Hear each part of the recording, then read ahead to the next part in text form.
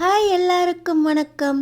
நம்ம ஐஎன்ஆர் துணையில் எல்லாருக்கும் நல்லதே நினைக்கிற நம்ம நிலா ஒர்க்கிங் பார்ட்னராக சோபனா திவ்யா கூட போய் சேர நம்ம நிலாவுக்கு அந்த இடத்துல அவமானம்தான் மிஞ்சுது. இன்னொரு பக்கம் பாண்டியும் வானதியும் வெளியே போனால் கூட அங்கேயும் வானதி நம்ம நிலா பேரை சொல்லி பாண்டி கூட சண்டை போடுறாங்க, நம்ம நிலாவை அசிங்கப்படுத்துகிறாங்க.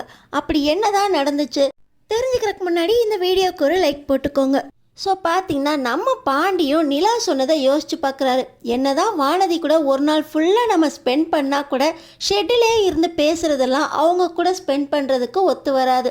அவங்களும் எதிர்பார்ப்பாங்கள்ல அப்படின்னு சொல்லி வானதி கூட வெளியே போகிறதுக்கு முடிவு பண்ணி ஷெட்டை இன்னைக்கு ஃபுல்லாக கண்ணா நீ தான் பார்த்துக்கணும் அப்படின்னு சொல்லிட்டு வானதிக்காக வெயிட் பண்ணுறாங்க. எப்பவும் போல் காலேஜுக்கு போகிற மாதிரி வானதி நம்ம பாண்டியோட கடைக்கு வராங்க. பாண்டி வந்த உடனே இன்றைக்கி ஒரு சந்தோஷமான செய்தி, இன்றைக்கி ஃபுல்லாக நான் உன் கூட தான் இருக்க போகிறேன் அப்படின்னு பாண்டி சொல்கிறாரு. நீயா? நான் தான் எப்போவுமே உன் கூட தானே இருக்கேன் பாண்டி. என்ன உன் கூட இருக்கும்போது நீ என்னை துரத்துவ, சண்டை போடுவ, சரின்னு நான் கோச்சிக்கிட்டு இங்கேருந்து போவேன். அடுத்த நாளே மறுபடியும் உன் ஷெட்டுக்கு தான் வருவேன். நாள் ஃபுல்லாக உன் கூட தானே இருக்கேன், இதில் என்னத்தை இருக்குது அப்படின்னு வானதி விட்டேத்தியா பேச, இல்லை வானதி, இன்றைக்கி நான் ஷெட்டில் இருக்க போகிறதில்ல. நீ எங்கெல்லாம் போகணுன்னு ஆசைப்படுறியோ எல்லா இடத்துக்கும் நம்ம போவோம். நீ என்ன கேட்குறியோ எல்லாமே வாங்கி தரேன். உனக்கு என் கூட என்னெல்லாம் பேசணும்னு தோணுதோ நீ பேசிக்கிட்டே வா, நம்ம கேட்டுக்கிட்டே போவோம் அப்படின்னு வண்டியில் ஏற வானதி ரொம்ப சந்தோஷமா, பாண்டி நீ என் மனசை புரிஞ்சுக்கிட்டியா பாண்டி? நான் இதுதான் சோழன் ப்ரோர்கிட்டையும் சொன்னேன். ஒரு நாள் ஃபுல்லாக நீ என்னே நினச்சிக்கிட்டுக்கணும், என் கூடயே இருக்கணும் அப்படின்னு சொன்னேன். சோழன் ப்ரோ சொன்னதை நீ ஏற்றுக்கிட்டியா அப்படின்னு சொல்ல பாண்டி சோழன் ப்ரோ சொன்னார்ல அப்படின்னு யோசிச்சுக்கிட்டே ரெண்டு பேரும் வண்டியில் போய்கிட்டு இருக்கும்போது முதல்ல எங்கே போகணும் அப்படின்னு வானதிக்கிட்டே கேட்குறாங்க. ஃபஸ்ட்டு சாய்ஸ் ஒன்னோடது. எங்கே போகலாம் அப்படின்னு கேட்க பீச்சுக்கு போகலாமா அப்படின்னு நம்ம பாண்டி கேட்குறாரு. காலையில் பீச்சுக்கு வேண்டாம், காலையில் நம்ம தேட்டருக்கு போவோம், அப்புறமா ரெஸ்டாரண்ட் போவோம். சாயந்தர நேரம் பீச்சுக்கு போனால் அந்த காற்று சமத்தியாக இருக்கும். நம்ம மாதிரி லவ்வர்ஸ் எல்லாம் அங்கே தான் இருப்பாங்க.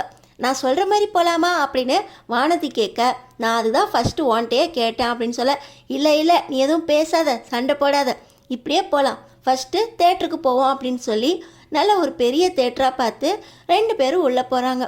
போகும்போது என்ன ஸ்நாக்ஸ் வேணும் அப்படின்னு கேட்டு வானதியை வச்சு எல்லாத்தையும் செலக்ட் பண்ணி எல்லாத்தையும் வாங்கிக்கிட்டு உள்ளே போகிறாங்க.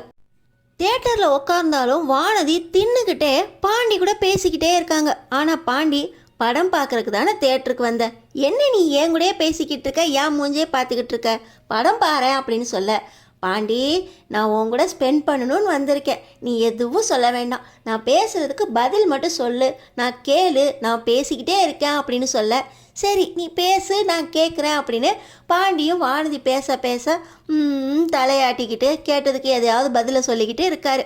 இப்போ படம் முடிஞ்சிருது. ஸ்நாக்ஸ் போதுமா, எதுவும் வேணுமா? இப்போ ரெஸ்டாரண்ட் போகணும் பாண்டி, வா போகலாம் அப்படின்னு சொல்லி ரெஸ்டாரண்ட் கூப்பிட்டு போகிறாங்க. அங்கே போனோடனே இந்த ரெஸ்டாரண்ட் உனக்கு பிடிக்குமா, இங்கே என்னென்னலாம் சாப்பிட்ருக்கா அப்படின்னு கேட்க, ரெஸ்டாரண்ட்லாம் எல்லாருக்குமே பிடிக்கும், நான் ஒன்றுமே இங்கே வந்து சாப்பிட்டதில்ல பாண்டி, நீ ஆர்டர் பண்ணுறியா, நான் சாப்பிட்றேன், உனக்கு என்னென்ன பிடிக்கும், எனக்கு இதெல்லாம் பிடிக்கும் அப்படின்னு அவங்களுக்கு பிடிச்சதையும் பாண்டிக்கு பிடிச்சதையும் கேட்டு கேட்டு ஒவ்வொருத்தரும் மாற்றி மாற்றி சாப்பிட்றாங்க. சாப்பிட்டு முடிச்சுட்டு அவங்களுக்கு பிடிச்ச மாதிரி ஐஸ்கிரீம் ஜூஸ் எல்லாத்தையுமே குடிச்சிக்கிட்டு இப்போ நம்ம நேராக பீச்சுக்கு போகிறோம் அப்படின்னு சொல்லி வானதி கூட பீச்சுக்கு போகிறாங்க. அங்கே போய் பாண்டி இது வரைக்கும் ஒரே ஒரு தடவை தான் நீ லவ்வை சொல்லியிருக்க, அதுக்கப்புறமும் நம்ம சண்டை போட்டுட்டோம், எனக்காக இன்னொரு தடவை லவ்வாக பேசுகிறியா அப்படின்னு சொல்ல, உன்னை எனக்கு பிடிக்கும் வானதி, இந்த மாதிரிலாம் எனக்கு பேச தெரியாது வானதி அப்படின்னு சொல்ல, நான் உன்கிட்ட பேசுகிறேன்ல நீ பேச மாட்டேற, நீ எங்கே என்கிட்ட பேசுகிற, சண்டை தான் போடுற அப்படின்னு பாண்டி சொல்ல, இல்லை இல்லை நான் இனி சண்டை போட மாட்டேன், எனக்கு பிடிச்சதெல்லாம் நீ செய்கிறப்போ உனக்கு பிடிச்ச மாதிரி நான் நடந்துக்க மாட்டேனா, சொல்லு பாண்டி, நீ என்ன சொன்னாலும் நான் கேட்குறேன் அப்படின்னு வானதி பேச பாண்டி சொல்ல, இப்படி மாற்றி மாற்றி ரெண்டு பேரும் அங்கே பீச்சில் வேணுங்கிற எல்லாத்தையும் வாங்கி வாங்கி தின்னுக்கிட்டு சுண்டல் தின்னு ஐஸ் தின்னுக்கிட்டு அங்கே கடல் அலையில் விளையாடி ரெண்டு பேரும் சந்தோஷமாக இருக்காங்க. இப்போ நம்ம வானதிக்கு ஒரு சந்தேகம், ஆமாம் பாண்டி நீ இப்படியெல்லாம் என் கூட வரமாட்டியே, உனக்கு எப்படி தோணுச்சு என் கூட ஒரு நாள் ஃபுல்லாக இருக்கணும்னு சோழன் ப்ரோ சொன்னாரா அப்படின்னு இந்த வானதி கேட்க, சோழன் சொன்னது ஒரு பக்கம், இன்னொரு பக்கம் நிலா அண்ணி தான் சொன்னாங்க, எப்போவுமே நம்ம சண்டை போட்டுகிட்டே இருக்கிறதுக்கு காரணம் நம்ம வானதிக்காக நீ எப்போவுமே ஸ்பெண்ட் பண்ணுறதே இல்லை. ஷெட்டில் உட்காந்து பேசினா அவங்க கூட ஸ்பெண்ட் பண்ணுற மாதிரி இருக்காது. அவங்களுக்கும் ஒரு மனசு இருக்குல்ல, உன் கூட சந்தோஷமாக இருக்கணும்னு நினப்பாங்கல்ல. எல்லா பொண்ணுங்களும் இதை தானே யோசிக்கிறாங்க. நீ கொஞ்ச நாள், ஒரு நாள் 2 நாள் வானதி கூட வெளியே போ, அவங்க கூட டைம் ஸ்பெண்ட் பண்ண அப்படின்னு நிலா அண்ணி தான் சொன்னாங்க அப்படின்னு பாண்டி நிலா அண்ணியை பற்றி சொல்ல, ஓ இது கூட அவங்க தான் சொல்லி கொடுத்தாங்களா, உனக்கா தோணலையா?